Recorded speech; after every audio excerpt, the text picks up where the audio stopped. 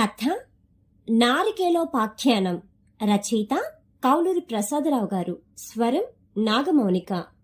ఆంధ్రభూమి పత్రికలో మెరుపులో ప్రచురితమైన నారికేలోపాఖ్యానం అనే ఈ కథ మీకోసం. కోతికి కొబ్బరికాయ దొరికింది ఒక పిల్లవాడి చేతిలో. దానికి మంచి చెడు తెలీదు. ఎలాగోలా తన ఆహారాన్ని సంపాదించుకుంది. That's all. కోటయ్యకి కొబ్బరి బొండం దొరికింది అదే కోతి చేతిలో. అతనికి పాపం పుణ్యం తెలుసు, కాని ఫ్రీగా వస్తుంటే వదలలేకపోయాడు. అంతే. ఆనందంగా ముందుకు సాగిపోతుండగా రోడ్డు పక్కన బొండాల వ్యాపారి కనిపించాడు. బరువు చేటెందుకు, తాగేస్తే పోలా అనుకుని తన చేతిలోని కాయని అతనికిచ్చాడు. అతడు దాన్ని కొట్టి స్ట్రా వేసిచ్చాడు.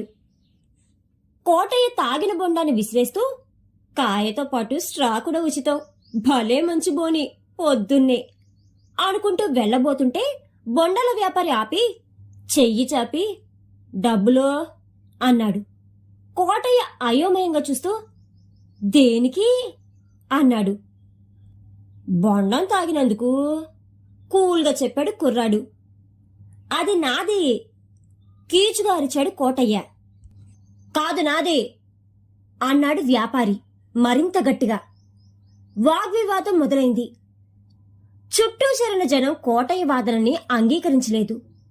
ఎందుకంటే తాడి చెట్టు కింద కూర్చుని ఎవరు పాలు తాగరని వారికి తెలుసు కాబట్టి. ఓడిపోయిన కోటయ్య డబ్బులిచ్చి ఉసూరుమంటూ పోయాడు. అంతలో వ్యాపారి కొడుకు వచ్చాడు. నాన్న, నువ్విచ్చిన కొబ్బరికాయని ఇంటికి తీసుకువెళ్తుంటే మధ్యలో ఒక కోతి వచ్చి ఎత్తుకుపోయింది అన్నాడు ఏడుస్తూ. భూమి గుండ్రంగా ఉండును అన్న సత్యం మరోమారు రుజువైంది. రచయిత కౌలూరి ప్రసాదరావు గారి నారికేలోపాఖ్యానం అనే ఈ కథ కనుక మీకు నచ్చినట్లయితే please like, share and subscribe to our channel.